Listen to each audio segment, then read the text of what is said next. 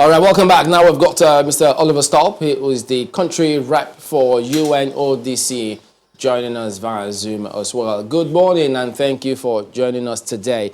Well, the UNODC have come up with a second report about corruption, which we'll look at in a moment.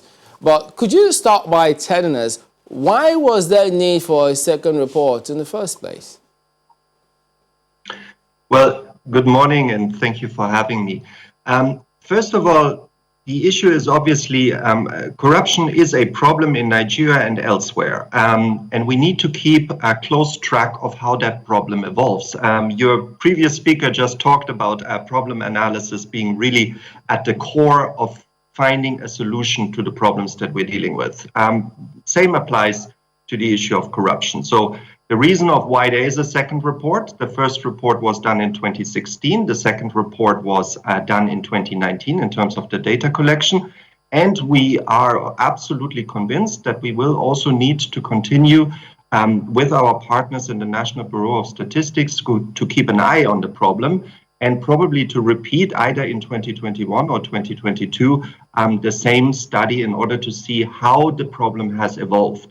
We also see, and we're very encouraged, that already some of the state governments and the state statistical institutes are starting to approach us with similar requests for similar type of studies. Does this second indicate an improvement in the patterns and trends? Yes, there are some encouraging signs, maybe not quite up to the level that we would all like to see it. But between 2016 and 2019, we had a statistical reduction, a statistical relevant reduction of the exposure to corruption. Basically, what we saw is that in 2016, 32% of all Nigerians that came into contact with any type of public official ended up paying a bribe. 32% that was. In 2019, that number had slightly reduced to 30%. And while that in itself may not yet sort of give really the massive rationale for optimism, there are some other findings in the report which do. One of the things that I'm particularly pleased with is that Nigerians are far more likely today to refuse requests to bribery. We also see that in particular improvements are being made in the younger stratus of the population in terms of their attitudes towards corruption. Considering corruption as never being essentially an acceptable means to achieve whatever aim one needs to achieve. And we also see quite some positive improvements with regard to specific agencies that were particularly affected by corruption. So there is some good news there. But obviously, it's far too early to basically declare victory. We need to continue and probably even reinforce all the efforts to fight and prevent corruption. Now, what was the distinguishing feature did you notice in terms of mindsets about corruption between the 2016 report and this one? Did people seem to be on the same page? What changed? Well, it's interesting. Now, first of all, I told you effectively corruption was reduced. However, at the same time, in terms of the perceptions, so merely the opinions of people, actually people thought that the situation had deteriorated. Also, people were, despite the improvements, less confident, essentially, in, so to speak, government having a winning strategy against corruption. So despite there were de facto improvements, people didn't seem to be quite, to the same extent, ready to acknowledge these improvements. And I think that is something very important also to communicate to Nigerians.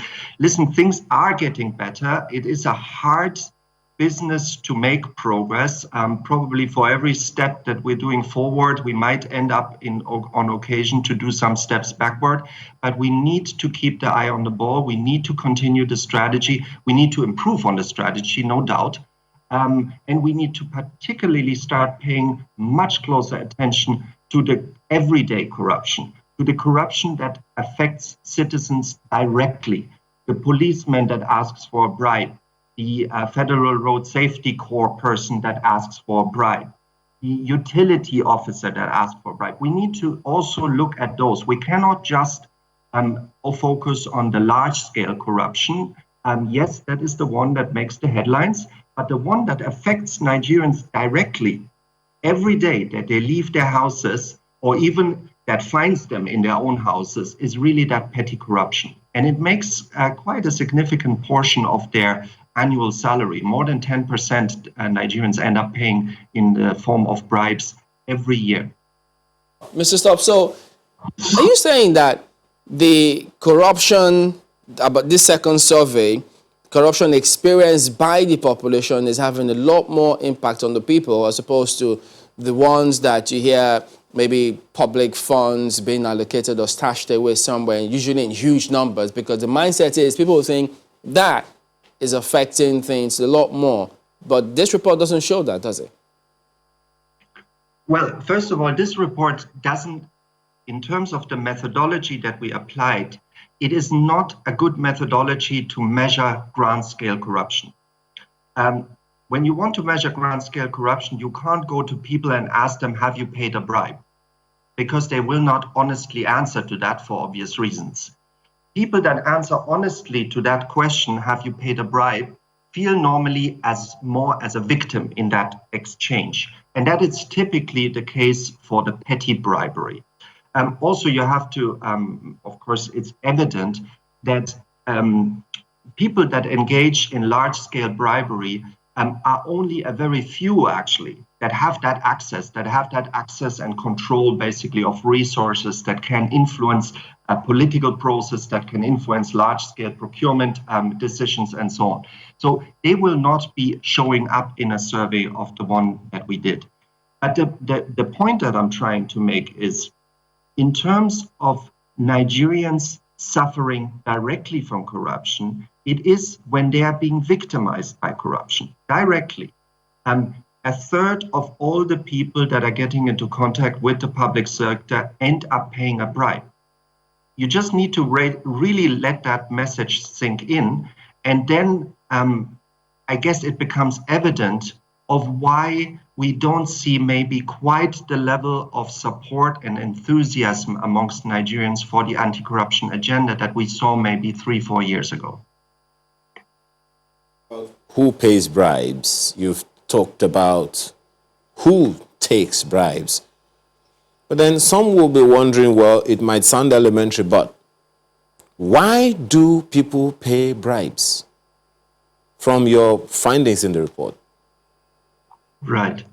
Well, the reasons for paying bribes are very diverse. They are, I guess everyone that is listening has their own stories and can imagine what.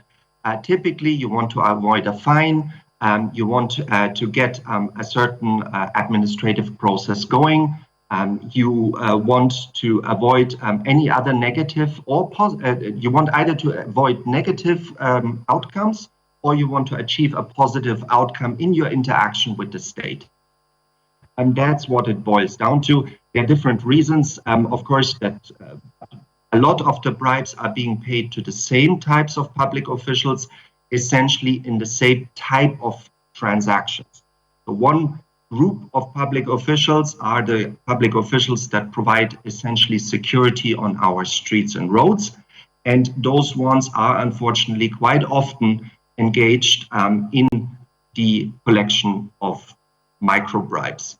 And actually, when you take them all together, more than 50% of all the bribes that are being paid, merely talking numerically in terms of the sheer volume of numbers, more than 50% are basically paid exactly in those interactions.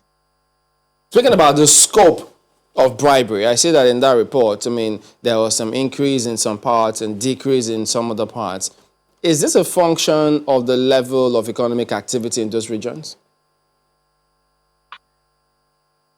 That's a very interesting question.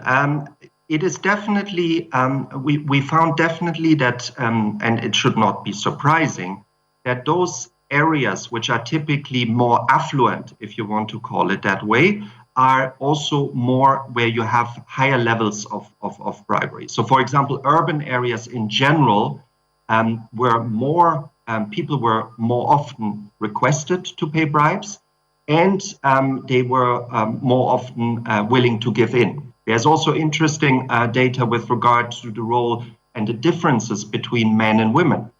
Men in urban centers are almost twice as likely as women in rural settings to be requested for a bribe or to end up paying a bribe. So obviously, socioeconomic factors play a big role in terms of the exposure of people to this kind of bribe-seeking behavior, but also their readiness to engage in it.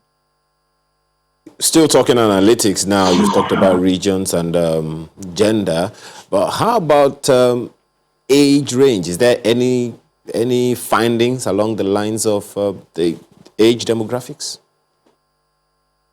Yes, there are some differences, but those differences seem to even out over time.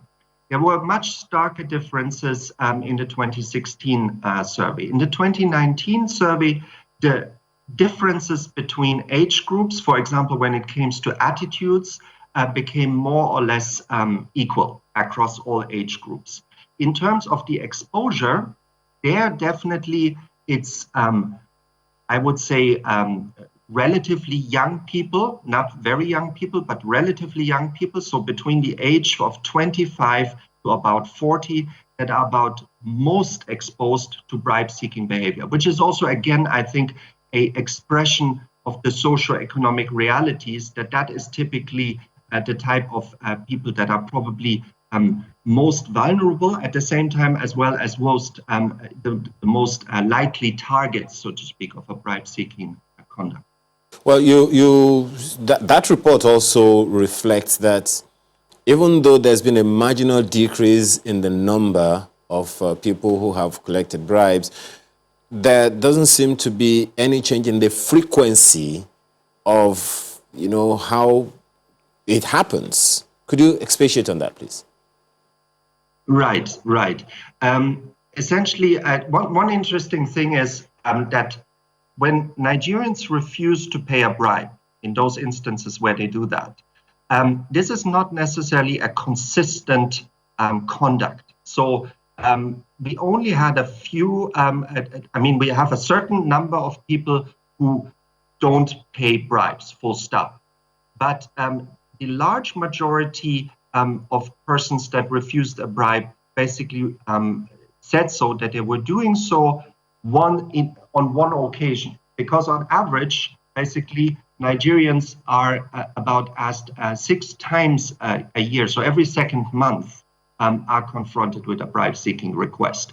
And on some occasion, for reasons that we are not yet completely sure of, because the survey could not basically delve into that detail, for some reason, maybe the request seemed particularly unjustified.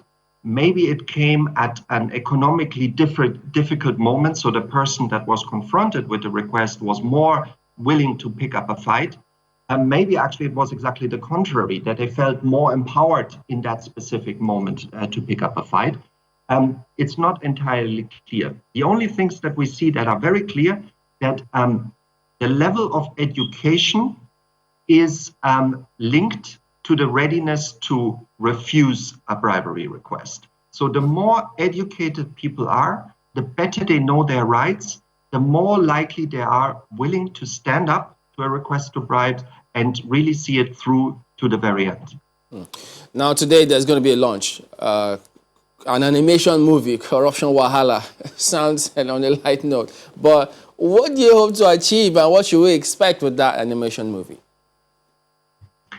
Well, what we try to achieve is basically that not only very well educated journalists can access the information and your audience, but what we're really trying to achieve is to broaden that conversation about corruption, to give people actually a much more profound understanding.